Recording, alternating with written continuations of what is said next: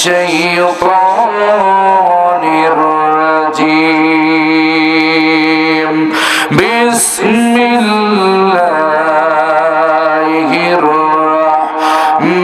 রাহমানির রাহিম।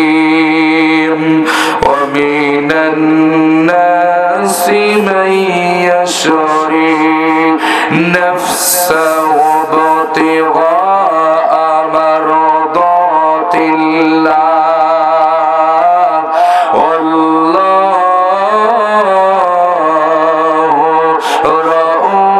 রাউফুম বিল ইবাদ।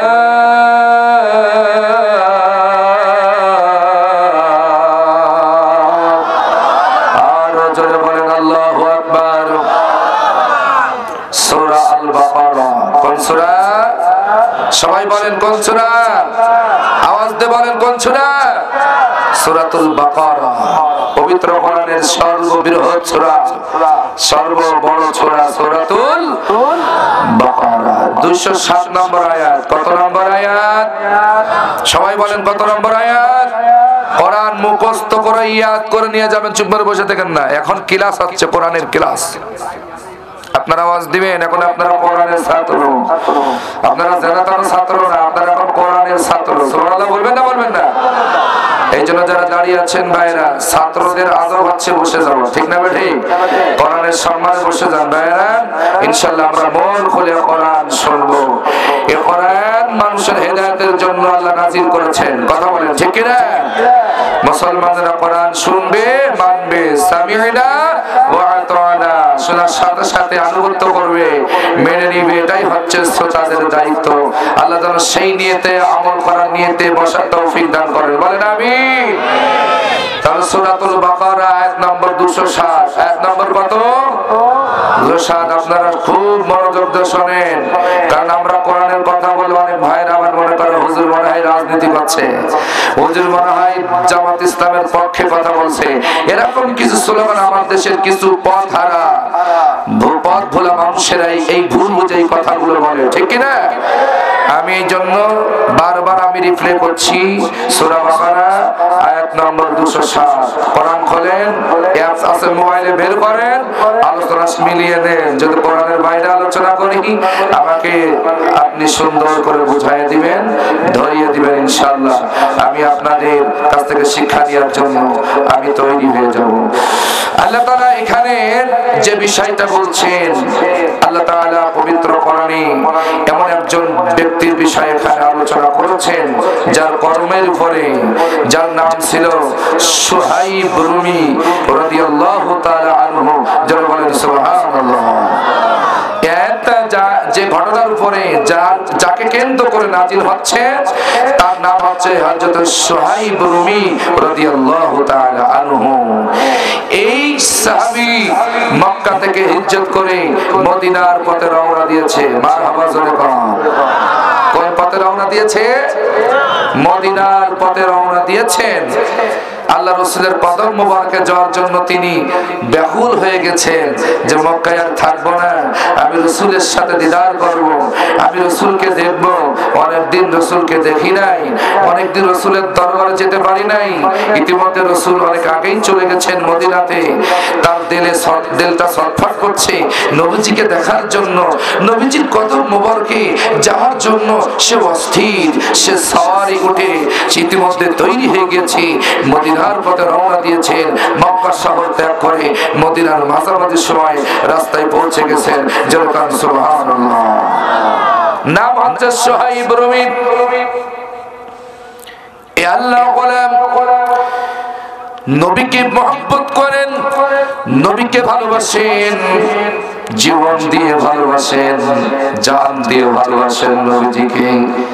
কারণ কোন মুমিন যদি নবীজিকে জান দিয়ে ভালোবাসতে না পারে, জীবন দিয়ে ভালোবাসতে না পারে, সে মুমিন হতে পারবে না। নবীজিকে এই জীবনের চাইতে বেশি মহব্বত করা লাগবে। কালীগঞ্জবাসী, ঝিনাইদহবাসী শরণ, আমার সম্মানিত যুবক ভাইরা, আমার কলিজার টুকরা যুবকেরা শোনো, তাকে তুমি ভালোবাসো নবীজিকে বাদ দিয়া। কোন নেতাকে তুমি বেশি ভালোবাসছো নবীজিকে বাদ দিয়া? কোন নেত্রীকে তুমি বেশি মহব্বত করতেছো নবীজিকে বাদ দিয়া? কোন নেতার কথা শুনে তুমি সাধারণ জনগণের বুকে তুমি গুলি চালাচ্ছ নবীজিকে বাদ দিয়া? আরো জোরে বলেন ঠিক কিনা? আরো জোরে। আমি তোমাদেরকে ডাকছি কোরআনের পথে। শুআইব রুমি রাদিয়াল্লাহু তাআলা আনহু সাথে একটা তরবারি নিয়েছেন। কি নিয়েছেন? সাথে কি আছে? একটা তরবারি নিয়েছেন আত্মরক্ষা করার জন্য।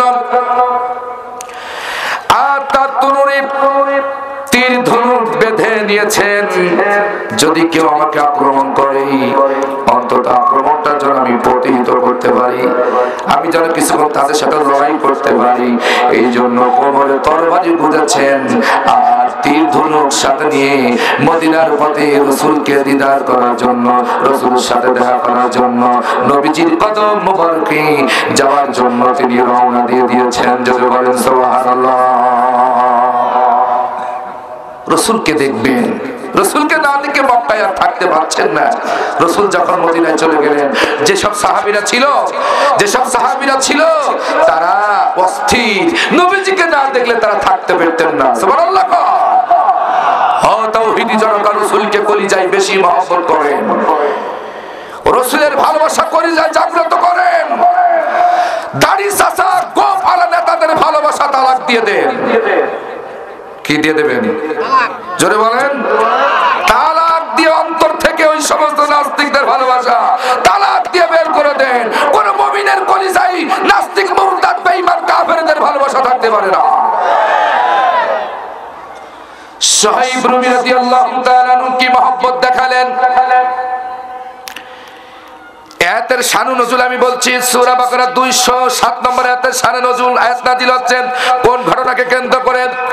বিভিন্ন সহিহ বর্ণনাতে এটাই বলা হয়েছে, আল্লাহর গোলাম নবীজির প্রেমিক। কি প্রেমিক গো শুআইব রুমি, নবীজিকে কত মহব্বত করেন, কত ভালোবাসে। আমার যুবক ভাইরা, আজকে তোমরা নবীজিকে ভালোবাসতে পারলে না, আল্লাহকে ভালোবাসতে পারলে না, নবীজির ভালোবাসা কলিজায় জাগ্রত করতে পারলে না। তোমরা নবীজির চাইতে নেইমার আর মেসিকে বেশি ভালোবেসেছো।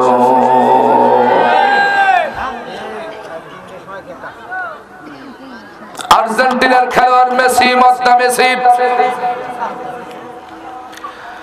আর ব্রাজিলের নেইমার। ও যুবকেরা, রাগ করো না, ঈমান হারা হয়ে কবরে যেও না। কবরটা বড় খারাপ জায়গা, কবরটা বড় মারাত্মক জায়গা। ওখানে তোমাকে যেতে হবে, আজ হোক কাল হোক, ওই কবরেই তোমাকে যাওয়া লাগবে। বন্ধু, আমলকে শুধরায় নাও, নবীজিকে বেশি মহব্বত করো জীবনের চাইতে। নবীজিকে কলিজা দিয়ে ভালোবাসো। জীবনে যে কালেমা পড়েছো সেই কালেমার বিরোধিতা করো না। যেই কালেমা পড়ে জিকির করো, ওই কালেমার কথা যারা বলে তাদের সাথে বেঈমানি করো না, তাদের সাথে বিশ্বাসঘাতকতা করো না। নবীজির কথা যারা বলেন, নবীজির আদর্শ যারা সমাজে কায়েম করতে চান, নবীজির আদর্শ যারা সমাজে বাস্তবায়ন করতে চান, আল্লাহর আইন যারা সমাজে প্রতিষ্ঠা করতে চান, তাদের সাথে বেঈমানি করো না, খারাপ আচরণ করো না। আমার কালীগঞ্জবাসী, আমার ঝিনাইদহবাসী, হযরত শুআইব রুমি রাদিয়াল্লাহু তাআলা আনহু তিনি তুরতুরুক নিয়ে আর কোমরে তরবারি গুজে আল্লাহ রাসূলের দিদার করার জন্য তিনি মক্কা থেকে মদিনার পথে রওনা দিয়েছেন। কিছুদিন যাওয়ার পর একদল কুরাইশ বাহিনী শুআইব রুমির পথের মাঝখানে ব্যারিকেড হিসেবে দাঁড়িয়ে গেছে, তাকে মদিনাতে যেতে দিবে না, তাকে মদিনায় যেতে দেওয়া হবে না, তাকে রাসূলের কাছে যেতে দেওয়া হবে না। কুরাইশের কিছু লোক, কুরাইশ বংশের কিছু নেতা, দুনিয়াবাদী স্বার্থী নেতা, স্বার্থবাদী নেতা, এরা তার পথে পথে ব্যারিকেড দেওয়ার জন্য দাঁড়িয়ে গেছেন যে রাসূলের কাছে মদিনাতে যেতে দেওয়া যাবে না, তাকে কালেমা ছাড়তে হবে, ইসলাম ছাড়তে হবে, ঈমান ছাড়তে হবে, এই হুমকি দেওয়ার জন্য, তাকে হত্যা করার জন্য, তাকে বিরত থাকার জন্য সোহাইব রুমের সামনে কুরাইশ কিছু দল কাফেররা এরা দাঁড়িয়ে গেছেন। ও যুবকেরা, কান লাগায় শোনো, আমি তথ্য দিয়ে কথা বলছি, গবেষণা করে কথা বলছি। আমরা বাতিলের পাশাটা গোলাম নই, আমরা বাতিলের পাশাটা আলেম নয় যে আমরা পিঠ বাঁচিয়ে ওয়াজ করব, ধান্দা করে ওয়াজ করব। ধান্দাবাজি করা আমাদের দ্বারাই সম্ভব নয়। এই কোরআনের কথা বলতে গিয়া যদি আজকে এই বড় বিরালার ময়দানে আমার জীবন দিতে হয়, আমি রাজি আছি, আল্লাহর কোরআনের হক কথা ছাড়তে রাজি না। আপনারা থাকতে রাজি আছেন তো ইনশাআল্লাহ? কে কে রাজি আছেন আল্লাহর দু হাত তুলে দেখান। লিল্লাহি তাকবীর, লিল্লাহি তাকবীর। যারা জোরে বলছেন না ওরা মনে হয় একটু ভয়তে আছেন। যার যত শক্তি আছে শক্তি দিয়ে বলেন লিল্লাহি তাকবীর। আবার যুবক ভাইরা যখন গোল হয় তখন তো গোল বলে এমন শিক্ষার মারও ঘুম ভেঙে যায়। গোল বলে এমন স্লোগান দেয় মনে হয় তাকবীরের চাইতেও গুরুত্ব বেশি। হাতে কি প্যারালাইসিস হয়েছে? এত কষ্ট হচ্ছে কেন? সোজা করেন বাজান, সোজা করেন। যেদিনকে প্যারালাইসিস বেকা হয়ে পড়ে থাকবেন সেদিন বেকা হয়ে থাকেন, এখন সোজা করেন। ইসলাম পুরো মানতে হবে না অর্ধেক মানতে হবে? সবাই বলেন। তাহলে ইসলামের জন্য হাত তুলবেন অর্ধেক না পুরোটা? হ্যাঁ, এটা মনে রাখেন। আওয়াজ দিয়ে বলেন লিল্লাহি তাকবীর, লিল্লাহি তাকবীর। চোখ মিটকে মারেন না, ভালো করে সুন্দর করে দেন। আর একটু দিলে হবে। হ্যাঁ ইনশাআল্লাহ হচ্ছে।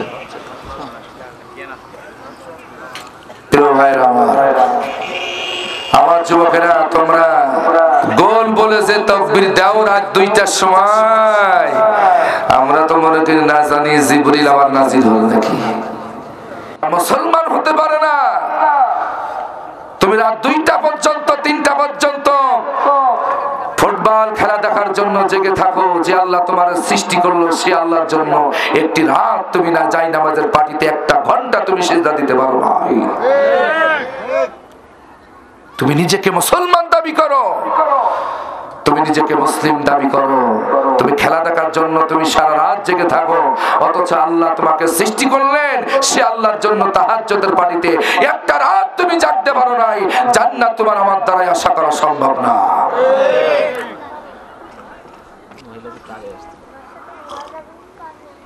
আমার সম্মানিত মায়েরা বোনেরা, যারা পর্দার অন্তরালে আছেন, আপনাদের জায়গা সংকলন হচ্ছে। আমি বারবার বলবো না, আমার আলোচনার ব্যাঘাত ঘটবে। আমি মূল কথাগুলো বলতে চাই। এ জাতির ইমানকে আমরা, ইমানের তেজকে বাড়িয়ে দিতে চাই আল্লাহর কোরআন থেকে, ঠিক কিনা? কোরআন শুনলে মুমিনদের ইমান বাড়ে না কমে? বাড়ে। মা বোনেরা সামনে এগিয়ে আসেন, এগিয়ে আসেন প্রিয় ভাইরা। সুহাইব রাদিয়াল্লাহু তাআলা আনহুর সামনে কুরাইশ কিছু দল, কিছু লোকজন তার পথে ব্যারিকেড দেওয়ার জন্য দাঁড়িয়ে গেছেন। তার সাওরের সামনে দাঁড়িয়ে গেছেন যে তোমাকে মদিনাতে যেতে দেওয়া হবে না, ঈমান তোমাকে ছাড়তে হবে, রাসূলের কাছে তোমাকে যেতে দেওয়া হবে না। প্রিয় যুবক ভাইরা আমার, সুহাইব রাদিয়াল্লাহু তাআলা আনহু সাওর থেকে নামলেন, বীরের মতন সাহস নিয়ে নামলেন। নামার পর তিনি বললেন, হে কুরাইশগণ, খবরদার তোমরা আমার পথে ব্যারিকেড দিও না, আমাকে তোমরা বাধা দিও না, আমার পথকে ক্লিয়ার করে দাও। আমি নবীজির কদম মোবারকে যেতে চাই। নবীজিতে অনেক দিন হয়ে গেছে, আল্লাহ রাসূলের চেহারা মোবারক দেখতে পারি নাই। নবীজিকে দেখার জন্য আমার কলিজাটা অস্থির। নবীজির দরবারে আমি যেতে চাই, আমাকে বাধা দিও না, আমার পথকে ছেড়ে দাও। আমি তোমাদের বলছি, এই যে তীর ধনুক দেখছো, আমার তনুরে যে তীর আছে, ধনুক আছে, এই তীর ধনুক যতক্ষণ পর্যন্ত আমার কাছে আছে, আমি কিন্তু তোমাদের ভয় পাবো না। আমি কিন্তু লড়াই চালিয়ে যাব, আমি কিন্তু জিহাদ চালিয়ে যাব, যুদ্ধ চালিয়ে যাব। তোমরা অনেক লোক তাতে কি হয়েছে, আমার কাছে যতক্ষণ পর্যন্ত তীর ধনুক আছে আমি কিন্তু লড়াই চালিয়ে যাব, যুদ্ধ চালিয়ে যাব। খবরদার আমার পথে বাধা দিও না। এই তীর ধনুক যতক্ষণ পর্যন্ত আছে আমি ততক্ষণ পর্যন্ত তোমাদের সাথে লড়াই করব। জোরে বলেন সুবহানাল্লাহ, আরো জোরে বলেন আল্লাহু আকবার। একজন ইমানদার কুরাইশ দলপতিদের সামনে বাঘের মতন কথা বলছেন, আমার পথকে ছেড়ে দাও, আমার পথে বাধা দিও না। আমার কাছে যে তীর ধনুক দেখছো, এটা থাকা পর্যন্ত কিন্তু আমি পিছু হাঁটবো না, আমি লড়াই চালিয়ে যাব। আমি মদিনাতে যেতে চাই, আমি রাসূলের কদম মোবারকে যেতে চাই, আমি রাসূলের সাথে দিদার করতে চাই, আমি রাসূলকে জীবন দিয়ে ভালোবাসি। জোরে বলেন আল্লাহু আকবার। তোমরা কাকে ভালোবাসো বিবেকের কাছে প্রশ্ন করো। রাসূলকে বাদ দিয়ে, আল্লাহকে বাদ দিয়া কাকে মহব্বত করছো পৃথিবীতে? মরতে তোমাকে হবে, কবরে তোমাকে যেতে হবে, মাথায় রেখো। শয়তানদের গোলামি করে মরো না, নাস্তিকদের গোলামি করে মরো না, কাফেরদের গোলামি করে মরো না, মুশরিকদের গোলামি করে মরো না, ইমানদারদেরকে হত্যা করো না, আলেমদেরকে নির্যাতন করো না। রাসূলকে জীবন দিয়ে ভালোবেসে ঈমান নিয়ে কবরে যাও, তা না হলে কিন্তু তোমার খবর আছে কবরে। সবাই বলেন ঠিক কি না? আমরা তোমাদেরকে ডাকছি আল্লাহর কোরআনের রাস্তায় ফিরে এসো, ঈমানকে চাঙ্গা করো, ঈমানি তেজ, ঈমানি স্পিরিটকে বাড়িয়ে দাও, ঈমানি শক্তি বাড়িয়ে দাও। আল্লাহর কোরআন পড়ো, রাসূলের হাদিস পড়ো, সে অনুযায়ী জীবন গড়ে ঈমান নিয়ে কবরে যাও। কোন নেতা নেত্রী তোমার কবরে যাবে না, কেউ যাবে না ভাই। সাহেব রুমি রাদিয়াল্লাহু তাআলা আনহু কুরাইশ দলপতিদেরকে বললেন, আমার কাছে যে তীর ধনুক আছে আমি কিন্তু লড়াই চালিয়ে যাব, যদি আমার পথ ক্লিয়ার না করে দাও আমি কিন্তু তোমাদের সাথে যুদ্ধ করব, আমি পিছপা হব না, আমি কিন্তু ফিরে যাব না। আমি নিয়ত করে বেরিয়েছি, আমার জীবন থাকা পর্যন্ত আমি তোমাদের সাথে লড়াই করব, পিছু হাঁটবো না, ঈমান ছেড়ে দেব না। জোরে বলেন সুবহানাল্লাহ। আমার জীবন থাকা পর্যন্ত আমি পিছু হাঁটবো না। ও কালীগঞ্জবাসী যুবকেরা, আমার ঝিনাইদহ যুবকেরা, তোমাদের ঈমানকে শক্ত করো। কাফেরদের কাছে মাথা নত করে কবরে যেও না, কাফেরদের গোলামি করে কবরে যেও না। গোলামি করবেন কার? আরো জোরে বলেন, গোলামি করবেন কার? মাথা নত করবেন কার কাছে? আল্লাহর কাছে, আর কারো কাছে মাথা নত হবে না। এই আলোচনা থেকে শিক্ষা নেন। একজন বীর মুজাহিদ অনেকগুলো কাফেরের সামনে দাঁড়িয়ে কি ঈমানি তেজস্বীর কথা বলছেন। আমার বাবাজিরা, বড় ভাইয়ের এখনো সময় আছে, তওবা করে ফিরে আসেন। হতাশ হওয়া যাবে না, নিরাশ হওয়া যাবে না। জীবনে মৃত্যুর আগ দিয়ে যদি তওবা করে ফিরে আসতে পারেন, আল্লাহর আরশ পর্যন্ত যদি অপরাধ থাকে, আর এই মুহূর্তে যদি তওবা করে আল্লাহ রাস্তায় খাঁটি ঈমান নিয়ে চলতে পারেন, জীবনে যত অপরাধ আছে, গুনাহ আছে, আল্লাহ রাব্বুল আলামিন সব ক্ষমা করে দিবে। সুবহানাল্লাহ। জোর হলো না বাবা? আমার ভাইরা, সাহেব রুমি এবার বললেন, তীর যখন ফুরায় যাবে, আমার কোমরে, আমার কাছে যে তরবারি তোমরা দেখছো, এই তরবারি তোমাদের সাথে লড়াই করতে করতে তীর ধনুক ফুরায় যাবে, এরপর আমি কিন্তু তরবারি ধরতে বাধ্য হব, তোমাদের সাথে লড়াই করব। আমার কোমরে তরবারি আছে, আমার দেহে যতক্ষণ পর্যন্ত শক্তি আছে, যতক্ষণ পর্যন্ত আমার নিঃশ্বাস চলবে, এই তরবারি চালানোর ক্ষমতা যতক্ষণ পর্যন্ত আমার থাকবে, আমি তোমাদের সাথে লড়াই করব, আমার জীবনটুকু দিয়ে দিব। তবু আমি রাসূলের ভালোবাসা, তবু আমি ঈমান ছাড়তে পারবো না। আমি নিয়ত করেছি মদিনাতে যাব, আমার পথ ছেড়ে দাও, তা না হলে এই তরবারি দিয়ে কিন্তু আমি তোমাদের সাথে লড়াই করব, যুদ্ধ করব। জোরে বলেন সুবহানাল্লাহ। বলছে আমি একাই তোমাদের সাথে লড়াই করব। তোমরা অনেক তাকে কি হয়েছে, আমি মুসলমান, আমি তোমাদেরকে ভয় পাই না, কারণ মুসলমান কোন মানুষকে ভয় পাই না, মুসলমান কোন কাফেরদেরকে ভয় পায় না, মুসলমান কোন জালিমদেরকে ভয় করে না। কথা বলে ঠিক কিনা? মুসলমান ভয় করে কাকে? সবাই আওয়াজ দিয়ে বলে মুসলমান ভয় করবে কাকে? আল্লাহকে ছাড়া আর কাউকে মুসলমান ভয় করে না। একটু মুসিবত আসলে, একটু বাধা আসলে, একটু জেল জুলুম আসলে অমনি গর্ত খোঁজেন পালাবার জন্য, বাঁচার জন্য। মুনাফিক হয়ে মারা যাবে। মরতেই যখন হবে আল্লাহর কোরআনের রাস্তায় মরতে চায়, মরতেই যখন হবে আল্লাহ রাসূলকে মহব্বত করে মরতে চায়। জালিমের কাছে মাথা নত করে আমরা মুসলমানরা মরতে চাই না। প্রিয় বন্ধুরা আমার, কান লাগান, খেয়াল করে শোনেন, ঈমান এত সোজা জিনিস নয়। যার ব্যাপারে আয়াত নাজিল হয়ে গেছে, যেই ঘটনা আমি বলছি, যার জন্য একটা আয়াত নাজিল হয়ে গেল,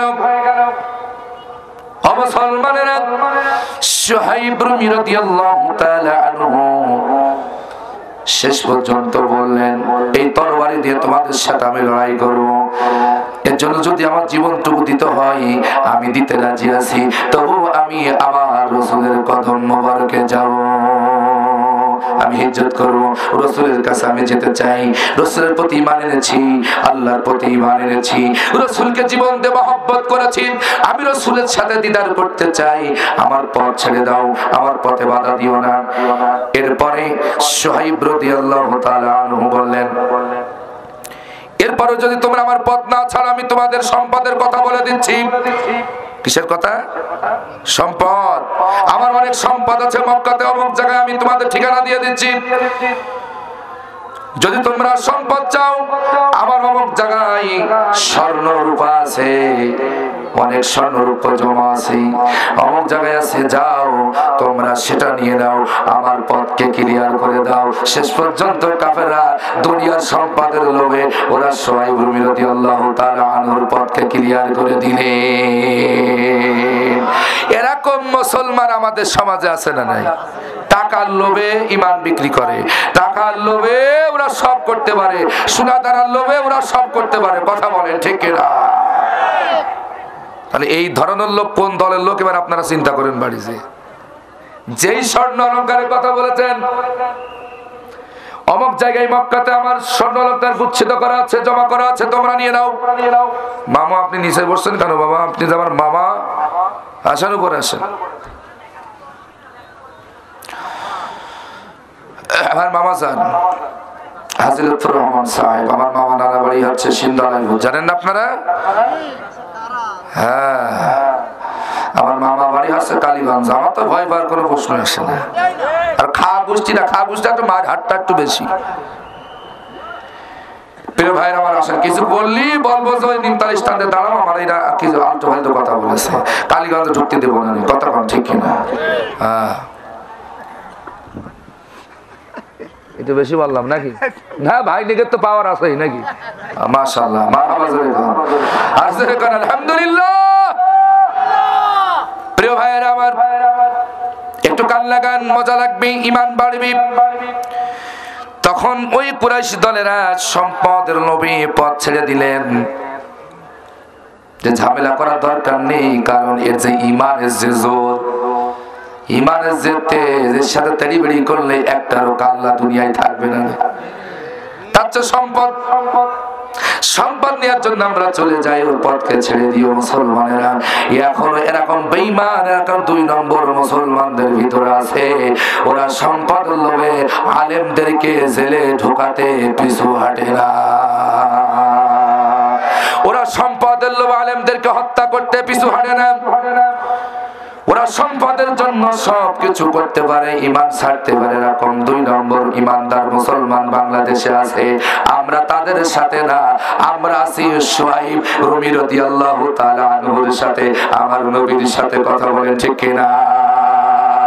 কে কে থাকতে রাজি আছেন? আল্লাহর দু হাত তুলে দেখা। লিল্লাহি তাকবীর, লিল্লাহি তাকবীর। আল কোরআনের আলো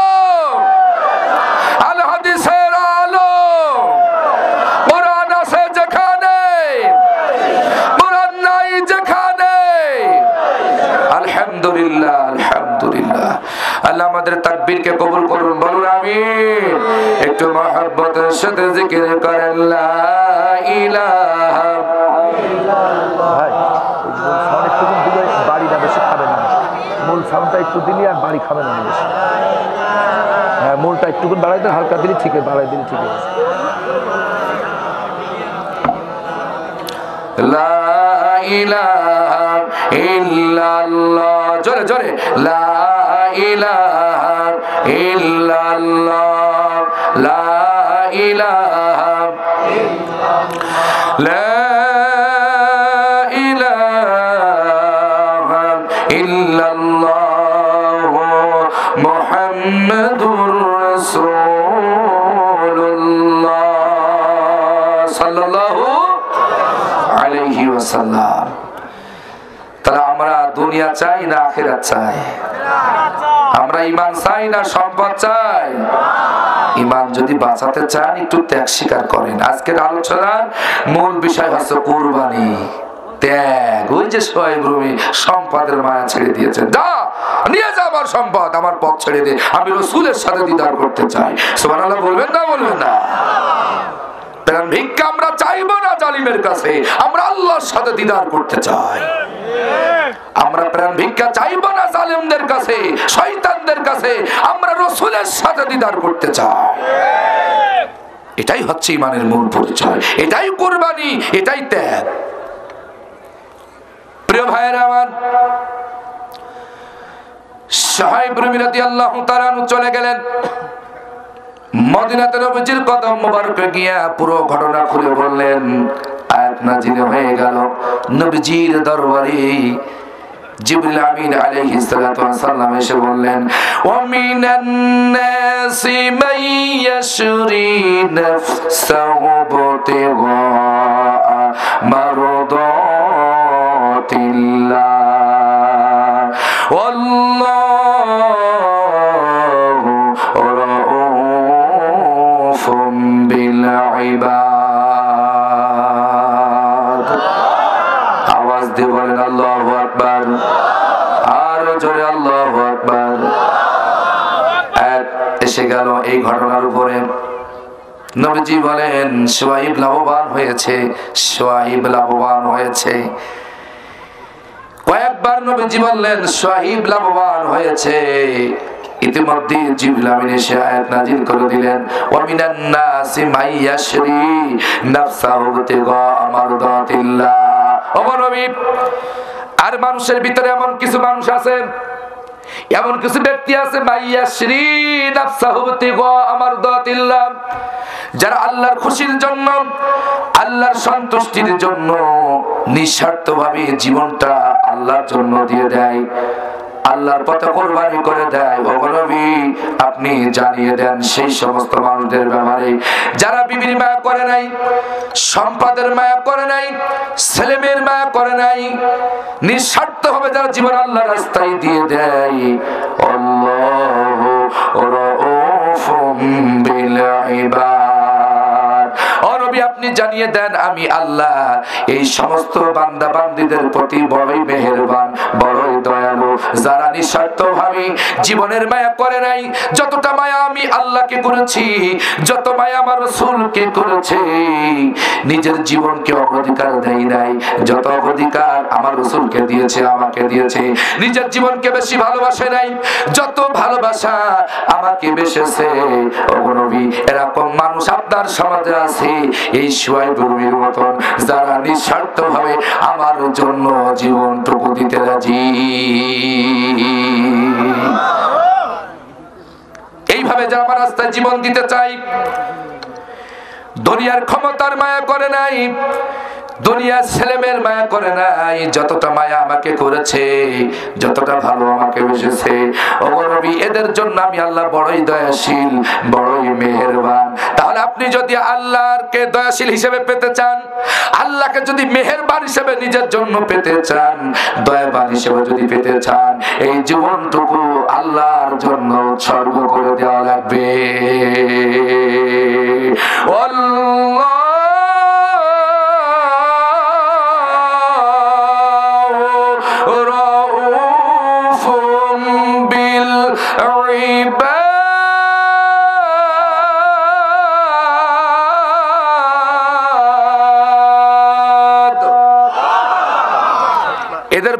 আল্লাহ বড়ই মেহেরবান, বড়ই দয়ালু।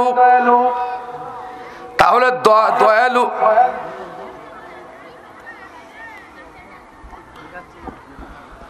দয়ালু আল্লাহ কাদের উপরে, আল্লাহ সেটাও স্পষ্ট বলে দিচ্ছেন, সেই সমস্ত বান্দাদের উপরে আমি আল্লাহ দয়ালু যারা নিঃস্বার্থভাবে আমার জন্য জীবন দিতে রাজি। যেমন শোয়েব রুমি সেটাই দেখিয়ে দিলেন, কাফেরদের সামনে মাথা নত করে নাই, নিজের জীবনটুকু দেওয়ার জন্য সে রাজি ছিলেন। তার সব চেষ্টা করে আল্লাহ রাসূলের কদম মোবারকে যাওয়ার জন্য তিনি রাজি ছিলেন। আল্লাহ এই জন্য দেখিয়ে দিলেন, নবীজি আপনার সমাজে এখনো ভালো মানুষ আছে, এখনো আল্লাহ ওয়ালা আছে। নাফসাহু বিতিগা মারদাতিল্লাহ, যারা নিজের নফসকে, নিজের আত্মাকে, নিজের জীবনকে আমি আল্লাহর সন্তুষ্টির জন্য বিক্রয় করে দেয়। ও আল্লাহর বান্দারা, তোমার জীবন যৌবন কার জন্য দিলে এখনো সময় আছে। আল্লাহকে যদি দয়াবান হিসেবে পেতে চাও, আল্লাহকে যদি মেহেরবান হিসেবে পেতে চাও, আল্লাহকে যদি দয়ালু হিসেবে নিজের জন্য পেতে চাও, এই মূল্যবান সময়টুকু আল্লাহর জন্য দিয়ে দাও। রাজি আছেন না? নেই আছেন তো ইনশাআল্লাহ? হ্যাঁ, চেষ্টা করেন, ত্যাগ স্বীকার করেন, কোরবানি করেন, আল্লাহর জন্য সময় দেন। আপনি ব্রাজিলের খেলা দেখার জন্য আপনি সময় দেন, সময় কোরবানি করেন, অর্থ খরচ করেন। ওরে বাবা, 3 মাইল ধরে পতাকা বানিয়েছে। কয় মাইল? 4 মাইল বানিয়েছে। 4 মাইল বানিয়েছে। বাপ ভাত পাই না, মার খাতি দেয় না, উনি পতাকা বানায় 4 মাইল। তোর গাল থাপ্পড় মেরে ভেঙে দেবো বিয়া তো।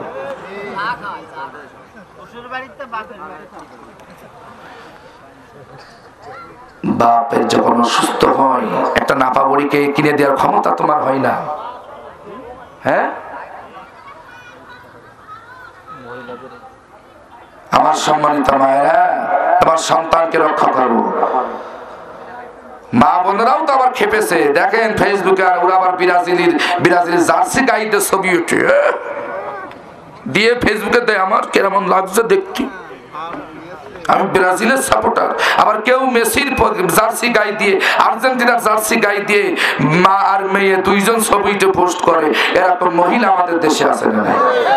কথা বলেন, কথা বলেন, আছে না? নেই?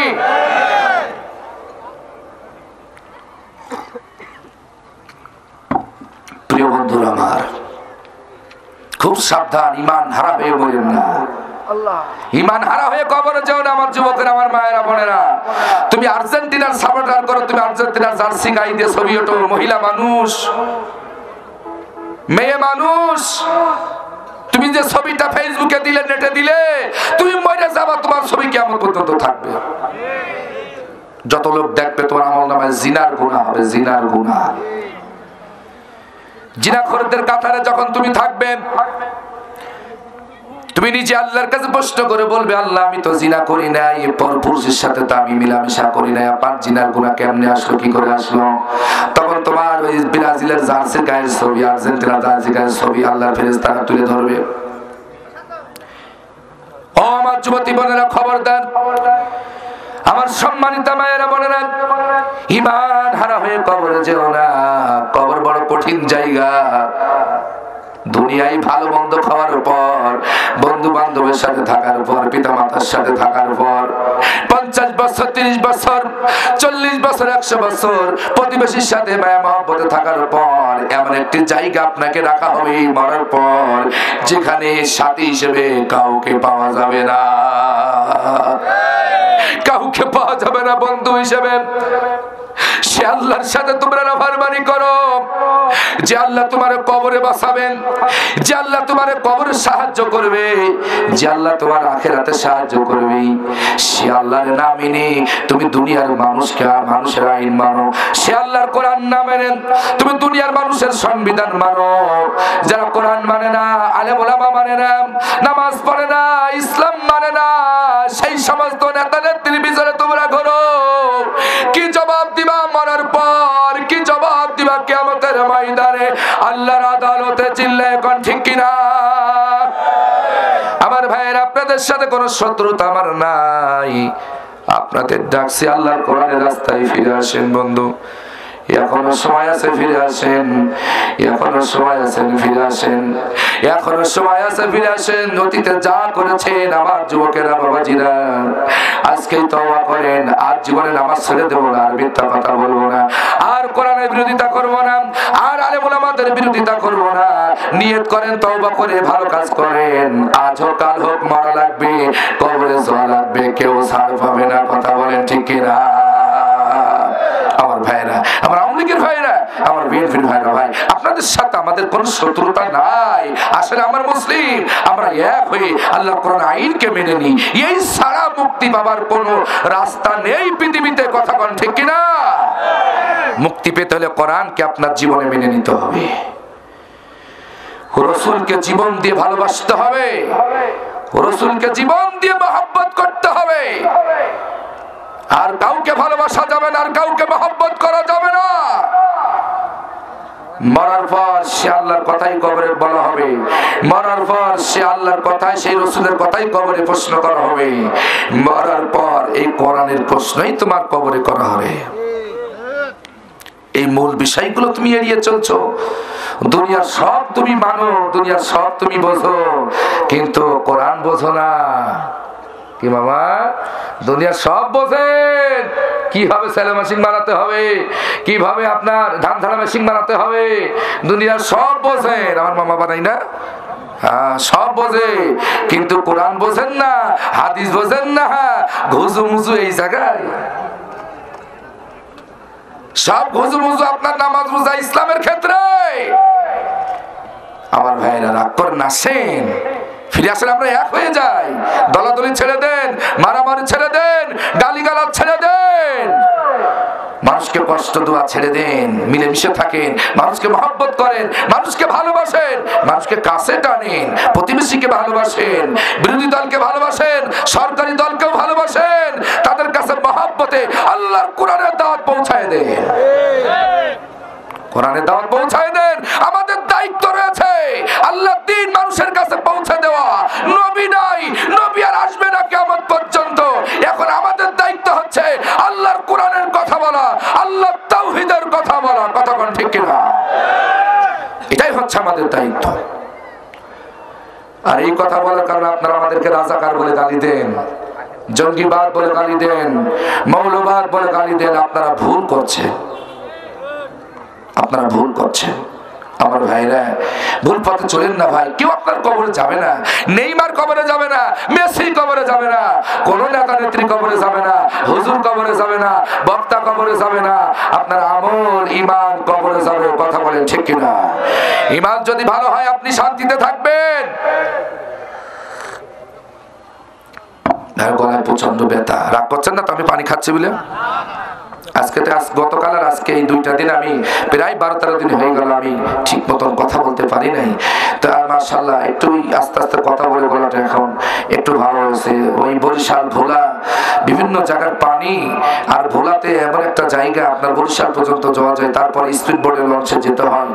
এই ভোরবেলা আসতে যে আপনার সেখানকার হাওয়া, নদীর স্পিড বোর্ডে 45 মিনিট স্পিড বোর্ডে থাকতে হয় নদীর ভিতরে। কত জোরে স্পিড বোট চলে, সেখান যে গলাটা বসে গেছে ভাই। একটু ধৈর্য ধরে শোনেন, বুঝতে অসুবিধা হচ্ছে না তো? সমস্যা নাই তো? শোনেন, মন দিয়ে শোনেন। প্রিয় ভাইরা আমার, আল্লাহ তাআলা সূরাতুন নিসা 74 নম্বর আয়াতে বললেন, ফালিয়াকাতিল ফি সাবিলিল্লাহিল্লাযীনা ইয়াশরুনাল হায়াতাদ দুনিয়া বিল আখিরাহ ওয়া মান ইউকাতিল ফি সাবিলিল্লাহি ফায়ুকতাল আও ইয়াগলিব ফাসাউফা নু'তিহি আজরান আযীমা। সকলে আওয়াজ দিয়ে জোরে সরে বলেন মারহাবা, আরো জোরে বলেন সুবহানাল্লাহ, আরো জোরে বলেন আল্লাহু আকবার। কোরআন শোনো মুসলমানেরা, সূরা নিসা 74 নম্বর আয়াত। আগে যে আয়াতের সামনে বললাম সূরা বাকারা 207 নম্বর আয়াত, আল্লাহ তাদের প্রতি মেহেরবান, আল্লাহ তাদের প্রতি দয়াবান, আল্লাহ তাদের প্রতি দয়ালু, যারা নিঃস্বার্থভাবে আল্লাহর খুশির জন্য এই জীবনকে আল্লাহর রাস্তায় দিয়ে দেয়। চিন্তা নাই তাদের, আখিরাতে চিন্তা নাই, তাদেরকে সাহায্য করবেন আমার আল্লাহ। জোরে বলেন সুবহানাল্লাহ। কোন চিন্তা নাই বন্ধু, কবরে হিসাব কেমনে দিবেন ও চিন্তা আপনার নাম। এখন আপনার চিন্তা আপনি আল্লাহর কেমনে খুশি করবেন, সেই চিন্তা দুনিয়ায় আপনার। আল্লাহকে কিভাবে খুশি করা যায়, নবীজিকে কিভাবে খুশি করা যায়, আল্লাহর সন্তুষ্টি কেমনে অর্জন করা যায়, সেই চিন্তা আপনার এখন করা লাগবে, দুনিয়ায় করা লাগবে। আর মৃত্যুবরণ করার পর আপনার আর কোনো চিন্তা নাই। এরপর বান্দাকে কিভাবে আল্লাহ হেফাজত করবেন, কবর হিসাব কেমনে সহজ দিবেন, আখিরাতে হিসাব কেমনে সহজ দিবেন, এই চিন্তার এই দায়িত্ব মৃত্যুবরণ করার পর আমার আল্লাহর উপর অর্পিত হয়ে যায়। কিন্তু দুনিয়ায় দায়িত্ব হচ্ছে আমাদের আল্লাহর আনুগত্য করা, আর মরার পর জান্নাতে যাওয়া পর্যন্ত সব দায়িত্ব আমার আল্লাহর উপরে। কোন চিন্তা নাই আপনার কবর আপনি হিসাব কেমনে দিবেন, ও দায়িত্ব আমার আল্লাহ নিয়েছেন, ও দায়িত্ব আমার আল্লাহ নিয়েছেন। ও চিন্তা আপনার করা লাগবে না ভাই। কিন্তু আপনার চিন্তা হচ্ছে এখন আল্লাহকে, আল্লাহর আইন কেমনে মানা যায়, আল্লাহর কিতাবকে জীবন দিয়ে কেমনে মানা যায়, আল্লাহর জন্য উৎসর্গ জীবন কেমনে করা যায়, আল্লাহর দয়া পেতে হলে, আল্লাহর রহমত পেতে হয়ে কিভাবে আল্লাহর খুশি করা যায়, সেই চিন্তা আপনার এখন করা লাগবে ভাই। আমার যুবক ভাইয়েরা, আমার বাবাজিরা খেয়াল করেন, এবার শোনেন আল্লাহ কাদেরকে সর্বশ্রেষ্ঠ প্রতিদান দান করবেন। আজকাল আলোচনা বলবো সাহিত্যে এক কুরবানি, কাদেরকে আল্লাহ তাআলা শ্রেষ্ঠ প্রতিদান দিবেন, শ্রেষ্ঠ জাযা আল্লাহ কাদেরকে দিবেন, সে বিষয়ে আল্লাহ স্পষ্ট সূরা নিসার ৭৪ নম্বর আয়াতে কারিমার ভিতরে আল্লাহ বললেন, ফালিয়াকাতিল ফি সাবিলিল্লাহ আল্লাযীনা ইয়াশরুনাল হায়াতাদ দুনিয়া বিল আখিরা। যারা আখিরাতের বিনিময়ে এই দুনিয়ার জীবনকে যারা আল্লাহর রাস্তায় বিক্রয় করে দিয়েছে। কিসের বিনিময়ে? আখিরাতের সুখের বিনিময়ে, আখিরাতের জিন্দেগির বিনিময়ে। ইয়াসরুনাল হায়াতাদ দুনিয়া বিল আখিরা,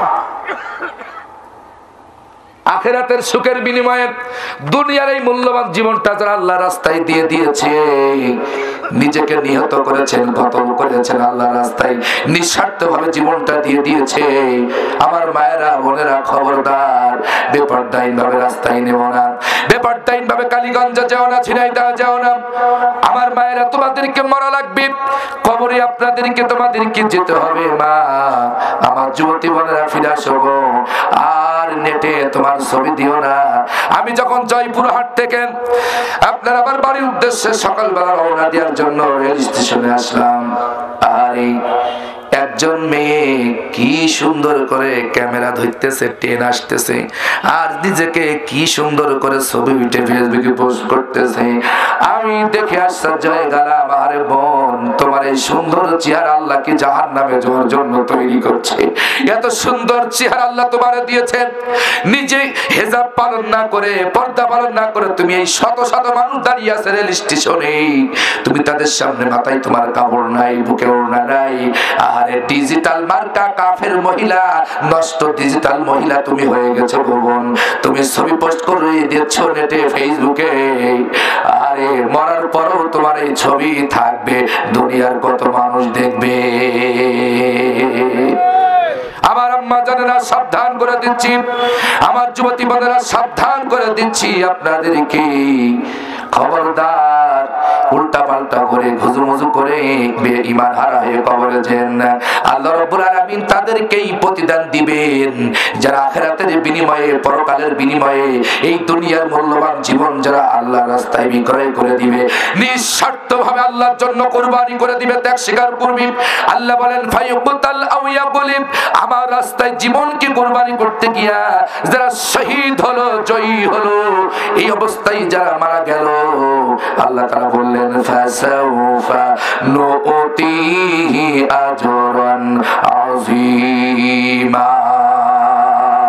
এই এইভাবে যারা জীবন দিয়েছেন আমার রাস্তায় কুরবানি করেছেন, ত্যাগ স্বীকার করেছেন, আত্মত্যাগ স্বীকার করি, জীবন যারা আমার রাস্তায় বিক্রয় করে দিয়েছে পরকালের বিনিময়ে, আখিরাতের বিনিময়ে, দুনিয়ার মূল্যবান সময় আমার রাস্তায় যারা দিয়ে দিয়েছেন নাফসাহু তিগা মারদাতিল্লাহ, আমি আল্লাহর খুশির জন্য তাদের নফস তাদের আত্মাকে বিক্রয় করে দিয়েছেন, আমি আল্লাহকে পাওয়ার জন্য তারা দুনিয়ার জীবনকে সম্পদকে আমার রাস্তায় যারা বিক্রয় করে দিয়েছে, কিয়ামতের ময়দানে দেরি হবে না, বিলম্ব হবে না, ফাসাউফা আল্লাহ বললেন খুব তাড়াতাড়ি খুব দ্রুত নুতিহি প্রদান করে দেওয়া হবে আজরান আযীমা, সবচাইতে বড় প্রতিদান যেটা আল্লাহ ওয়ালাদের জন্য রেখেছেন, আমাদের জন্য রেখেছেন। আল্লাহ বলেন আমার রাস্তায় যারা কুরবানি করেছে, জীবনকে বিলায় দিয়েছে, কিয়ামতের ময়দানে আখিরাতের ময়দানে শ্রেষ্ঠ পুরস্কার, শ্রেষ্ঠ পুরস্কার, শ্রেষ্ঠ মর্যাদা, শ্রেষ্ঠ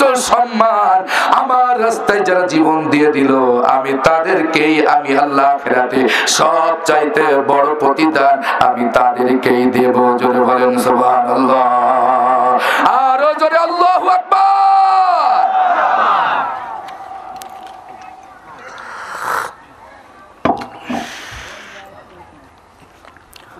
রাগ করছেন মনে হয়?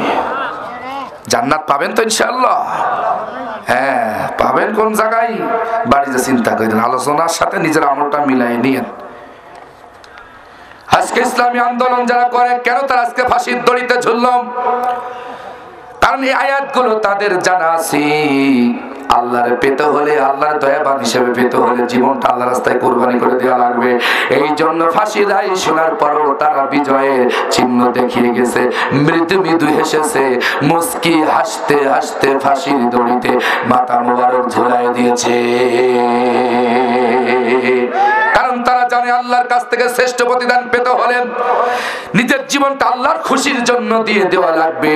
তারা চোর নয়, ডাকাত নয়, বদমাইশ নয়, সন্ত্রাসী নয়, তাদের অপরাধ হচ্ছে আল্লাহর দ্বীন কায়েমের আন্দোলন করা। তাদের অপরাধ হচ্ছে আল্লাহর জমিন, আল্লাহর দ্বীন বিজয়ের কাজ করেন। ইসলামী নেতা নেত্রীদের অপরাধ হচ্ছে শ্রেষ্ঠ কাজ ইকামতের দ্বীন প্রতিষ্ঠার আন্দোলন করা, কোরআনের রাজনীতি করা, এটাই হচ্ছে তাদের বড় অপরাধ। এছাড়া তাদের কোনো অপরাধ নেই। তারা জানে আল্লাহর জন্য জীবন দিতে পারলে আল্লাহর দয়াবান হিসেবে পাওয়া যাবে, আল্লাহকে মেহেরবান হিসেবে পাওয়া যাবে। আল্লাহু রাউফুম বিল ইবাদ, নবী আপনি জানিয়ে দেন আমার জন্য যারা জীবন দিয়েছে আমি তাদের জন্যই, এই বান্দাদের জন্যই মেহেরবান। প্রিয় ভাইরা আমার, কোরআন শোনেন, কোরআন কি বলছে? কোরআন বাদ দিয়ে সারাদিন তাসবিহ জপে রহমত পাওয়ার আশায় তাহলিল করেন, আমার কোনো আপত্তি নেই। সুবহানাল্লাহ, আলহামদুলিল্লাহ, লা ইলাহা ইল্লাল্লাহ, আল্লাহু আকবার বলবেন, এটা শ্রেষ্ঠ শ্রেষ্ঠ বাক্য বলবেন, কিন্তু ইকামতের দ্বীন প্রতিষ্ঠা বাদ দিয়ে নয়। কোরআনের সমাজ কায়েম করার বিরোধিতা করে তাসবিহ টিপে কোনো লাভ হবে না। কথা বলেন ঠিক কিনা? ইকামতের দ্বীন প্রতিষ্ঠার বিরোধিতা করে তাসবিহ টিপে কোনো লাভ হবে না। মোল্লা আব্দুল্লাহ ইবনে উবাইয়ের সাথে তোমার আমার হাসর হবে। তার অপরাধ ছিল সে ইকামতের দ্বীন প্রতিষ্ঠার বিরোধিতা করেছিলেন, নবীজির আদর্শের বিরোধিতা করেছিলেন। তিনি নবীজির পিছনে সালাত আদায় করার পরেও সে জান্নাতি হতে পারে নাই। তার একটাই অপরাধ ছিল, আল্লাহর কোরআনের আইনের বিরোধিতা করেছিলেন। কোরআন দিয়ে সমাজ পরিচালিত হোক, কোরআন দিয়ে জাতি পরিচালিত হোক, কোরআন দিয়ে রাষ্ট্র পরিচালিত হোক, এটা সে মনে প্রাণে মেনে নেয় নাই, যার কারণে তার আমল সব ধ্বংস হয়ে গেছে। ও মিয়া, বেহেশতে যাবা আল্লাহর কোরআনের দল করে মারো। আমি স্পষ্ট কথা বলছি, ক্লিয়ার কথা বলছি। প্রিয় ভাইয়েরা আমার, এবার আসলে আল্লাহর ভালোবাসা পেতে চান? চান কিনা? চান কিনা? আল্লাহ তো সেটাও বলে দিয়েছেন আমি কাদেরকে ভালোবাসি, আমি কাদেরকে মহব্বত করি, আল্লাহ সেটাও ক্লিয়ার বলে দিয়েছেন। ইন্নাল্লাহা ইউহিব্বুল্লাযীনা ইউকাতিলুনা ফি সাবিলিহি সাফফা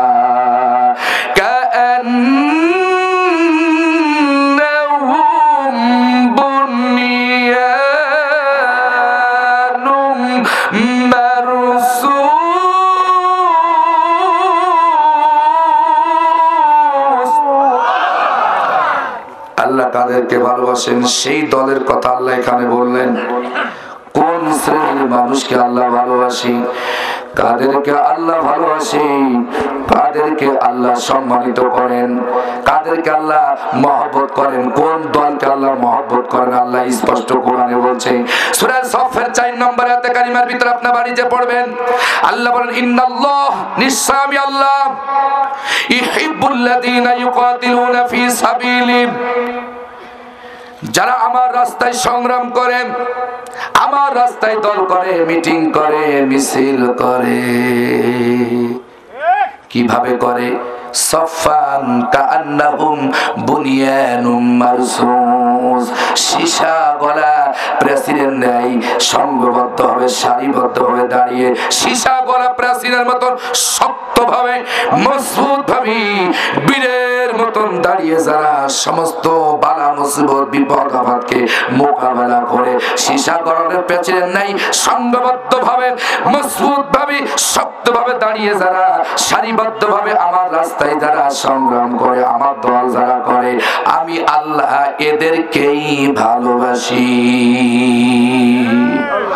তাহলে আপনি ভালোবাসা পেতে চান, কোরআনের দল করে। আল্লাহর ভালোবাসা যদি পেতে চান, সীসা গলা প্রাচীরের ন্যায় শক্তভাবে দাঁড়িয়ে আল্লাহর পথে সংগ্রাম করেন। কত সংগ্রাম এখন আমরা দেখছি সমাজে ক্ষমতা পাওয়ার জন্য, কথা বলেন ঠিক কিনা? কি অশান্তিতে আমরা জীবন যাপন করছি ভাই। দুনিয়া দুনিয়া করে মানুষ পাগল হয়ে যাচ্ছে, কথা বলেন ঠিক কিনা? ভাই আমি কি বানিয়ে কোনো কথা বলছি? আয়াত দিয়ে বলছি, ব্যাখ্যা টানলে তো উপর পর্যন্ত চলে যাবে। এর যে ব্যাখ্যা আছে, ব্যাখ্যা টানলে উপর পর্যন্ত চলে যাবে। আমি অত দূর পর্যন্ত যাচ্ছি না, ছোট মানুষ, যে পর্যন্ত আল্লাহ নেয় আমি সেই পর্যন্তই যাই।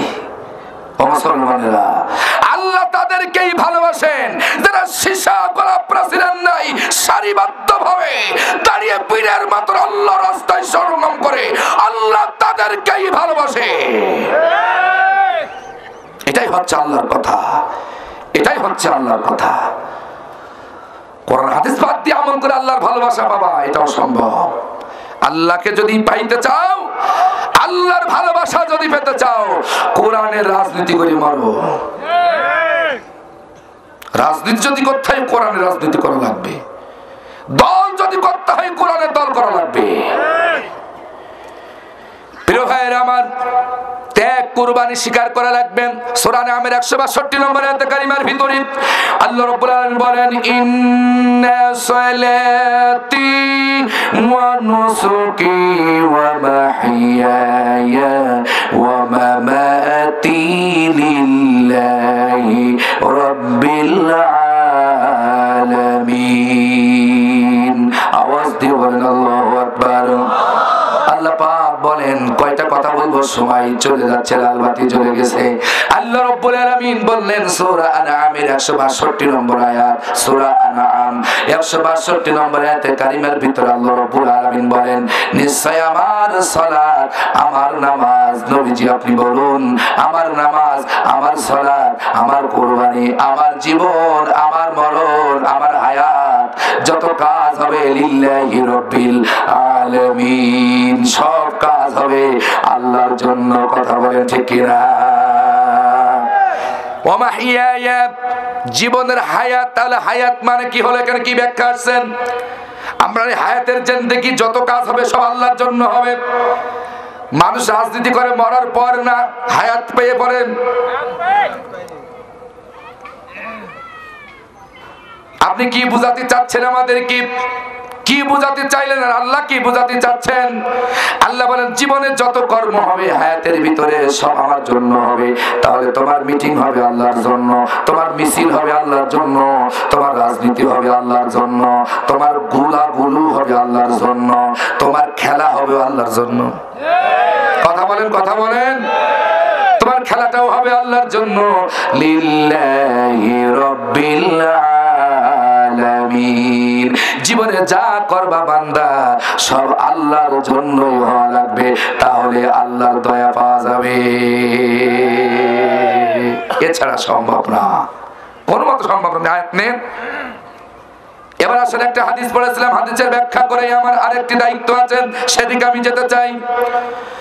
হযরত আবু হুরায়রা রাদিয়াল্লাহু তাআলা আনহু বলেন, প্রখ্যাত সাহাবী, প্রখ্যাত বর্ণনাকারী, রাবিকুলের শিরোমণি, যার হাদিস বুখারী মুসলিম শরীফের ভিতরে সর্বাধিক প্রসিদ্ধ লাভ করেছেন, যিনি বুখারী মুসলিম শরীফে যার হাদিস বেশি বর্ণনা করা হয়েছে সহিহ হিসেবে, তিনি আর কেউ নন, আবু হুরায়রা রাদিয়াল্লাহু তাআলা আনহু।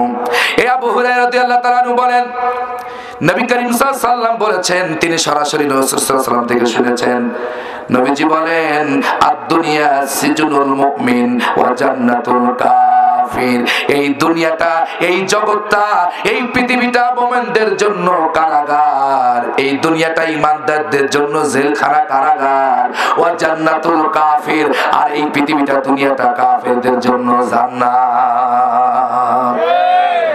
এবার তাকিয়ে দেখেন তো আপনি হাদিসটা মিলাইয়ে, বাবা দেখেন আপনি মিলাইয়ে, কোন দল কারাগারে আছে, কোন শ্রেণীর লোক কারাগারে আছে, কোন আলেমরা কারাগারে আছে। আল্লাহ রাসূল বলছে, দুনিয়া সিজনুল মুমিন, এই দুনিয়াটা মুমিনদের জন্য কারাগার, কয়েদিখানা, জেলখানা। এটা সুখের জায়গা না, এটা দুঃখের জায়গা, এটা কষ্টের জায়গা, এটা ত্যাগ স্বীকার করার জায়গা, এটা কুরবানি করার জায়গা। কথা বলেন ঠিক কিনা? আজকের আলোচনা হচ্ছে কুরবানি ত্যাগ। বিশাল আলোচনা ছিল, সময় নেই। দুনিয়া সিজনুল মুমিন, যারা মুমিন, যারা ঈমানদার, তাদের জন্য দুনিয়া কারাগার, তাদের জন্য জেলখানা। মিয়া তুমি তোমার 14 গোষ্ঠী পিরিগিরি করলে একদিনও কারাগারে গেলে না। সবাই বলেন ঠিক কিনা? আরো জোরে বলেন। তাহলে হাদিস তো তুমি মানতেই পারলে না জীবনে, বেচতে বাবা কেমনি? তুমি তো এখন হাদিসই মানতে পারলে না। গেছেন তো তৈরি হয়ে যান যাওয়ার জন্য, তা না হলে কিন্তু বিপদ আছে মামা। ঘুজু মুজু করে বেহেশতে বাবা, ঘুজু মুজু দুনিয়ায় চলবে, কবরে চলবে না, আখিরাতে চলবে না। কথা বলেন ঠিক কিনা? ফিরে আসেন, আমি সকল দলকে পায়ে ধরে বলে যাচ্ছি, আমাদের কথা শুনলে তোমরা রাগ করো, খেলা বুঝবা মরার পর, যখন দুর্বুঝ বাহিনী তোমার কায়দা করে কষবে। কথা বলেন ঠিক কিনা? সেদিন বুঝবা কিয়ামতের ময়দানে, যেদিন ফেরেশতা তোমার কায়দা করে কষবে। আজকে হুজুরদের কথা ভালো লাগে না, ইসলামের কথা ভালো লাগে না, কোরআনের কথা ভালো লাগে না। অন্যায় ভাবে আলেমদেরকে বছরের পর বছর কারাগারে বন্দী করেছো। নিরপরাধ আল্লাহওয়ালাদেরকে তুমি কষ্ট দিয়েছো, বাড়ি ছাড়া করেছো। জবাব তোমাকে দিতে হবে, মরতে তোমাকে হবে, আল্লাহর দরবারে তোমাকে জবাব দিতেই হবে, দিতেই হবে, দিতেই হবে। কথা বলেন ঠিক কিনা? জবাব তোমাকে দিতে হবে বন্ধু, ভুল পথে চলো না। একটু কবরের কথা স্মরণ করো, একটু আখিরাতের কথা স্মরণ করো ভাই। কেউ তোমার বাঁচাতে যাবে না। তোমার আমল যদি ভালো হয়ে যায়, তোমার কর্ম যদি ভালো হয়, আল্লাহর জন্য যদি ত্যাগ স্বীকার করতে পারো, আল্লাহর জন্য যদি ঈমান আনতে পারো, সব কাজ, অর্থনীতি, সমাজনীতি, রাজনীতি, বিচার নীতি, পারিবারিক নীতি, আইন আদালত নীতি, কোর্ট কাছারি নীতি, সব যদি আল্লাহর জন্য করতে পারো, আল্লাহর দয়া, আল্লাহর ভালোবাসা আমাদের জন্য রয়েছে। আল্লাহ ওয়াদা দিয়েছেন, চিল্লাই করেন আল্লাহু আকবার। এ কোরআনের পক্ষে থাকতে রাজি আছেন কে কে? দু হাত তুলে দেখা। লিল্লাহে তাকবীর, লিল্লাহে তাকবীর, লিল্লাহে তাকবীর। আল কোরআনের আলম, আল হাদিসের আলম, কোরআন আছে যেখানে, কোরআন নাই যেখানে, বাংলার মুসলিম, বাংলার মুসলিম। লিল্লাহে তাকবীর। রাগ করছেন মনে হয়? রাগ করেন না ভাই, আপনাদের সাথে আমার কোনো শত্রুতা নাই ভাই। আপনাদের জাহান্নাম থেকে বাঁচার জন্য বলছি, কবর আযাব থেকে বাঁচার জন্য বলছি। আমার যুবক ভাইরা, আমার আওয়ামী লীগের ভাইরা, আমার বিএনপির ভাইরা, আসেন ভাই। আমরা মুসলমান, আমরা এক আদম সন্তান, আমরা এক মা হাওয়া থেকে আসছি, আমরা পরস্পর সব আত্মীয়। আমার পরস্পরের সব আত্মীয় ভাই, আমাদের আদি পিতা, আমাদের বাপ আদম, আমাদের মা হাওয়া, আমরা ওখান থেকেই এই সিরিয়ে ছুটিয়ে আসি। আসেন ভাইয়েরা, কার সাথে আপনি বেয়াদবি করছেন, কাকে আপনি আঘাত করছেন, কাকে আপনি মারছেন, আপনি বিবেক খাটান। আমি কোন জাতিকে আঘাত করছি, কাকে আমি কষ্ট দিচ্ছি, সেটা আমার ভাই। আমরা তো মুসলমান, মুসলমানরা মুসলমানকে অন্যায় ভাবে আঘাত করতে পারে না, পারে না, কষ্ট দিতে পারে না। প্রিয় ভাইরা আমার, আসেন, আমি আপনাদেরকে আহ্বান করছি, ত্যাগ একটু স্বীকার করেন, কুরবানি স্বীকার করেন, আল্লাহর জন্য একটু সময় বেশি বেশি দেন, মানুষকে দাওয়াত দেন। খামাকা চায়ের দোকানে বসে থাকেন না। যে বন্ধু নামাজ পড়ে না, বন্ধুর কাছে বারবার যান, বারবার যান, বন্ধু আয় নামাজ পড়, আমি নামাজে, তুই আমার বন্ধু, তুই জাহান্নামে যাস, এটা আমরা চাবো না। আমরা একসাথে আল্লাহর ইবাদত করি, আমরা আশা করব আল্লাহর রহমত, আল্লাহর দয়া, আল্লাহর ভালোবাসা আমরা পাবো। আয় বন্ধু, আর নামাজ ছেড়ে দিস না। ও যুবকেরা, তোমার বন্ধুকে দাওয়াত দাও, তোমার বন্ধুর পিছনে একটু সময় দাও। এই বন্ধু যে তোমার কথা শুনে যদি নামাজি হয়, তোমার বন্ধু সারা জীবন ইবাদত করে যে সওয়াব পাবে, আর তোমার সামান্য চেষ্টায়, এই কথায় দ্বারা যদি সে ফিরে আসে, সারা জীবন ইবাদত করে যে সওয়াব পাবে, তুমি তোমার কথাই যে ফিরে আসলো, তুমি এই কথাটা বলে সেই ইবাদত করে যে সওয়াব, তুমি তাকে ফিরে আসলে সমানে সমানে সওয়াব পেয়ে যাবে। আরো জোরে। শুধু কি তাই, নবীজি বলেছেন, খাইবার যুদ্ধের সময় নবীজি তার প্রিয় জামাই আলী রাদিয়াল্লাহু তাআলা আনহুকে বললেন, আলী রে, তোমার কথা দ্বারা, আল্লাহর কসম করে আমি বলছি, তোমার বাক্য দ্বারা, তোমার কথা দ্বারা যদি একটা লোক হেদায়েত হয়, তোমার ওয়াজ দ্বারা, তোমার নসিহত দ্বারা যদি একটা লোক নামাজি হয়, ভালো হতে ফিরে আসে, হেদায়েত পায়, এই কথাটা আল্লাহর কাছে এত দামি, এত মূল্যবান। আরব মরুকাবাই মালভূমিতে সব চাইতে লাল উটনি যেটা মানুষের কাছে প্রিয়, যে কথা দ্বারা তুমি মানুষকে আল্লাহর রাস্তায় ফিরিয়ে নিয়ে আসলে, যে কথা দ্বারা মানুষ হেদায়েত পেল, সত্য পথ খুঁজে পেল, এই কথাটার এত দাম, ওই লাল উটনির চাইতে এই কথাটা আল্লাহর কাছে বেশি দামি। আমরা আজকে এই সব কথাগুলো বলতে চাই না। গালিগালাজ, অশ্লীল, বিহাপানা, একসাথে বন্ধুরা থাকলে সারা শুয়োরে বাচ্চা এইভাবে গালিগালাজ করে, অশ্লীল ভাষা ব্যবহার করে, এগুলো মুসলমানের আদর্শ নয়। তোমার কথা হবে মানুষকে দাওয়াতিমূলক কথা হবে, মানুষকে চরিত্র পরিবর্তনমূলক কথা হবে, তোমার লেকচার হবে, তোমার ভালোবাসা হবে, মানুষকে আল্লাহর পথে আহ্বান করামূলক ভালোবাসা হবে, মানুষকে দ্বীনের পথে আহ্বানমূলক কথা হবে। ও আমার যুবকেরা, আমার কলিজার টুকরা যুবকেরা, নিজেকে সতর্ক করো ভাই, জাহান্নাম থেকে বাঁচাও, বন্ধুকে বাঁচাও, নিজে বাঁচো। আমার মায়েরা, বোনেরা, পর্দার অন্তরালে যারা আছেন, আপনার বান্ধবীকে বাঁচান, আপনার মেয়েকে বাঁচান, আপনার ছেলেকে বাঁচান, ফিরে আসেন, নিজেরা হিজাব পালন করেন, পাঁচ ওয়াক্ত নামাজ পড়েন, ছেলে মেয়েগুলোকে সুশিক্ষায় শিক্ষিত করেন, আলেমা বানান, তাদেরকে দ্বীনি শিক্ষায় শিক্ষিত করেন। যারা নামাজ পড়ে না ছেলে মেয়ে, তাদেরকে নামাজের তাগিদ দেন। যে মেয়ে পর্দায় থাকে না, তাকে পর্দার জন্য আদেশ করেন, নির্দেশ দেন। আর ফ্যামিলিটাকে ইসলাম দিয়ে সাজান, কোরআন দিয়ে সাজান, নিজে বাঁচুন, পরিবারকে বাঁচান। প্রিয় ভাইরা, অনেক কথা ছিল, সময় নাই। আসুন, আমি আপনাদেরকে আহ্বান করছি, এখানে অনেক মা বোনরা আছেন। ও মা, আপনাদের পেটে আমাদের জন্ম, আপনাদের পেটে আমাদের জন্ম, ওই পেটের দাম অনেক। সারা জীবন আপনাদের খেদমত করেও আমরা একটি ফুটা দুধের ঋণ আমরা শোধ করতে পারি না। সারা জীবন যেই জায়গায় আপনারা আমাদের স্থান দিয়েছিলেন, কলিজার নিচে, বিজ্ঞান বলছে সন্তানের বয়স যখন 7 মাস হয়ে যায়, তখন মায়ের যে থলিটা 10 ইঞ্চি লম্বা, ওটা পরিপূর্ণ হয়ে যায়। পরিপূর্ণ যখন হয়ে যায়, তখন তার পা তো বাড়তে থাকে, শরীর তো বাড়তে থাকে। পা কোথায় রাখবার জায়গা থাকে না থলির ভিতরে, তখন পাটা আস্তে করে আল্লাহ সেট করে দেয় মায়ের মেটে, এই কলিজার নিচে। আর সন্তান যখন নড়াচড়া করে, পা দিয়ে যখন গোতা মারে, তখন মায়ের কলিজায় লাগে। মা তখন ব্যথায় ছটফট করে, যন্ত্রণায় ছটফট করে। ও মা, আপনাদের ঋণ আমরা জীবন দিয়েও শোধ করতে পারবো না। সুতরাং আপনাদের চরিত্র নিজেরা হেফাজত করেন, নিজেরা জাহান্নাম থেকে বাঁচেন, বেপরদাহীন ভাবে রাস্তায় নেবেন না। 3টা লাথি 10 এই 7 মাসের ভিতরে তিনটা লাথি সব চাইতে বড় লাথি বারে সন্তান মায়ের মেটেই মায়ের কোলে যায়। বিজ্ঞান বলেছে এই লাথি যদি কোনো পিতার কোলে যায় সন্তান মারতো, সাথে সাথে পিতা জানাই হাড়েরা করে মারা যেত। বিজ্ঞান মায়ের কলিজাটা নিয়ে রিসার্চ করেছেন, গবেষণা করেছেন। মায়ের এই কলিজাটা আল্লাহ এত সুন্দর করে সেট করেছেন, কারণ আল্লাহ জানে সন্তানের পায়ের লাথি কলিজায় খাবে। সবচাইতে তিনটা লাথি মারে, আর এই লাথিগুলোর ভিতরে ছোট্ট লাথি একবার নয় দুইবার নয়, রুহু দেওয়ার পর যখন সন্তান নড়াচড়া করে ৪,৫০০০ বার লাথি সন্তান মায়ের বুকে মারে।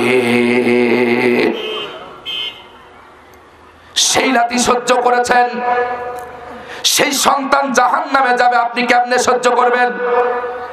সেই মেয়ে জাহান্নামে যাবে, আপনি কেমনে সহ্য করবেন রে মা? আপনার তো দায়িত্ব আছে, আপনি কত কষ্ট পেটে নিয়ে সহ্য করেছেন। দুনিয়া আসার পর সেই সন্তানকে আপনি জাহান্নামে ঠেলে দিচ্ছেন। নামাজ নাই, ইসলাম নাই, পবিত্র নাই, আপনার মেয়ে পর্দায় থাকে না। এটা বড় দুঃখের ব্যাপার, এটা বড় কষ্টের ব্যাপার। ও মা, আমার যুবতী বোনেরা, জানি না আগামী দিন আবার দেখা হবে না, হবে কি জানি না। হাতে ধরে বলে গেলাম, পায়ে ধরে বলে গেলাম, এমন লাথি আপনাদের পেটে আমরা মেরেছি, কলিজায় মেরেছি। এই লাথি যদি কোন পিতার কলিজায় মারা হতো, পিতা ছটফট করে জায়গায় মারা যেত। কিন্তু আল্লাহ আপনাদের সেই ক্ষমতা, সেই শক্তি আল্লাহ দিয়েছেন। খবরদার নিজেদের চরিত্রকে আলগা করে, নিজেদের চেহারাকে আলগা করে রাস্তায় দেখায়েন না। সে আল্লাহর শুকর আদায় করুন, সে আল্লাহর সেজদা দেন যে মায়ের আপনার পেটের ভিতরে যে সন্তান এত সুন্দর করে আপনাদের সেট করে দিয়েছেন। আর এই পৃথিবীতে যখন আসার সময় হয়ে যায়, কি চমৎকার করে তিফলুন বাচ্চাটা আস্তে করে আল্লাহ পেট থেকে বের করে দেয়। সেই মাকে কষ্ট দিবেন, সেই মাকে আঘাত দিবেন? খবরদার, মাকে কষ্ট দেওয়া যাবে না। ও মা, নামাজ পড়েন, পর্দায় থাকেন, তাসুক্ত নামাজ পড়েন। পার্কে পার্কে ঘুরিয়েন না, শিক্ষা সফরে যে নিজের চরিত্রকে নষ্ট করো না। মেয়েদেরকে শিক্ষা সফরের নামে জাহান্নামে ঠেলে দিও না। আছে না নাই? শিক্ষা সফরে যায় সাজুগুজু করে, বন্ধুর হাত ধরে পার্কে পার্কে ঘুরে, এদিক বাবা আমার মসজিদে জিকির টানতেছে, মেয়ে চলে গেল বেপরদাহীন ভাবে শিক্ষা সফরে। কথা বলেন ঠিক কিনা? এগুলো থেকে সতর্ক করেন। অনেক কথা ছিল ভাই, বলতে পারছি না, সময় কম। আসুন আমি আপনাদের সামনে একটা আবেদন করতে চাই, এ কোরআন নাজিল করেছেন কে? আরো জোরে। এ কোরআন জারি রাখতে হলে কিছু অর্থের দরকার আছে না নাই? এই যে আজকে আপনারা কোরআন শুনছেন, আমার এই বড় বড় এলাকাবাসী, এরা আমাকে অত্যন্ত মহব্বত করেন। প্রায় ৮০ এলাকাতে ফেলো ভাইরা আমার, এরা এই মঞ্চে কয়েকবার আসলাম, আবার এসেছি। তেরা আমাকে একটু দায়িত্ব দিয়েছেন, এই যে বিশাল আয়োজন করেছেন, আপনার একটু সহযোগিতা, একটু সমর্থন, আপনারা কেউ মাহরুম হবেন না। আল্লাহর রাস্তায় দান করা, নামাজ পড়া যেমন ফরজ, হজ করা যেমন ফরজ, আল্লাহর রাস্তায় দান করাটাও তেমনই ফরজ। অগণিত আয়াত আছে কোরআন কারীমের ভিতরে। আর নবীজির হাদিস শোনেন, নবীজি বলছেন, তোমরা সেই পর্যন্ত দান করবে, তোমার মৃত্যু কণ্ঠনালীতে আসা পর্যন্ত তোমরা দান করতেই থাকবে। সুবহানাল্লাহ বলবেন না? বলবেন না? তোমাদের মৃত্যু, মামা, মৃত্যু কণ্ঠনালীতে আসা পর্যন্ত দান করতেই থাকবে। মৃত্যু শয্যায় শুয়ে আছেন, বলবেন আমার ওই সম্পদ অমুক গরিবকে দিয়ে দাও, আমার এই টাকা অমুক গরিবকে দিয়ে দাও। এইভাবে মৃত্যু জান কবজা পর্যন্ত দান করা থেকে বিরত থাকবে না। আর আজকে আমরা টাকা পয়সা চাইলে মানুষ দিতে চাই না, কৃপণতা করে। কিন্তু একটা টাকাকে আপনি কবরে দিয়ে যাবেন, এটা যখন নিশ্চিত, তাহলে কৃপণতা কেন করেন ভাই? নিজে বেঁচে থেকে। আরেকটি কথা আমি নতুন করে বলি, যারা মরার পর খানা করেন, গরু জবাই করে খানা করে না? আচ্ছা, এই যে খানা হয়, এটি কি ১ পয়সা লাভ আছে? বেশি দরকার নেই, ১টা পয়সা লাভ আছে। আপনি উঠে আমার দেখান দিন, দাঁড়িয়ে বলেন তো হ্যাঁ লাভ আছে। বলেন দেখি কার ক্ষমতা আছে, বলেন যে ১ পয়সা লাভ আছে এই খানার ভিতরে। ১.৫ লাখ টাকা গরু জবাই করে, ২ লাখ টাকা খরচ করে, ২.৫ লাখ টাকা খরচ করে, ১ পয়সাও লাভ হবে না। আমি গ্যারান্টি দিয়ে বলছি, আমি দেখিয়ে দিচ্ছি চোখে আঙুল দিয়ে। বলবো? খানা যখন করেন, সব তো গরিবদের দাওয়াত দেন না, এটা ১ নম্বর পয়েন্ট। খানা খাওয়ানো ইসলামের নিয়ম হচ্ছে এতিম, মিসকিন, অসহায়, দরিদ্রদেরকে খাওয়াও। কিন্তু দরিদ্রের খোঁজ নাই। ভিআইপি দাড়ি চাচা গোপালা দাঁড়াইয়া পেশাব করে বেনামাজিদের ভিআইপি গেস্ট হিসেবে খাওয়ায়, এটা হারাম। তাহলে গেল সওয়াব, নাকি সব গেল। 2 নম্বর বিষয় হচ্ছে মহিলারা তো কেউ খানা খাতে যায় না, যায় না? মাথা থাকান কেন? পুরুষের চাইতে বেশি আর ওরা যায়। মরা বাড়ি দেখবেন, খানা বাড়ি দেখবেন, পুরুষের চাইতে বেশি কারা যায় না? হলে আপনি মিলাই দেখেন একটু। আচ্ছা, এই মহিলারা তো সব তো রাবিয়া বুসরি, নাকি? রাবিয়া বুসরি না? একেবারে পর্দা করে হাত মোজা ঘুরি সুন্দর করে খানা খাতে যায়, নাকি? যায় না, বেপরদাইন ভাবে যায়। অধিকাংশ মহিলা বেপরদাইন ভাবে খানা খাতে যায়। তাহলে আপনার খানা তো ফরজ, নাকি? ফরজ না খানা করা? খানা করা কি ফরজ না পর্দা করা ফরজ? তাই নফল পালন করতে গিয়া, শোনেন মামা, নফল পালন করতে গিয়া আপনার বেপরদাইন ভাবে বাপরে বেহেশতে পাঠানোর জন্য ভুড়িওয়ালা ভুড়ি দেখিয়ে বেড়াচ্ছে, মাথায় কাপড় নাই, পেটালা মহিলাকে খাওয়াচ্ছেন আপনি, বাপের সিরাত দরবার। ও সওয়াব তো দূরের কথা, বাপ হাবুডুবি খাবে জাহান্নামে। ঠিক? আরে সুদ ঘুষও পরের কথা। মানে খারাই যে 1 পয়সাও লাভ হবে না, আমি পয়েন্টগুলো আপনাদের ধরিয়ে দিচ্ছি চোখে আঙুল দিয়ে। 1 টাকারও লাভ হবে না, বরং আর গুনাহ আর গুনাহ, গুনাহ আর গুনাহ। এমন কোন খানা নেই যে মারামারি হয় না।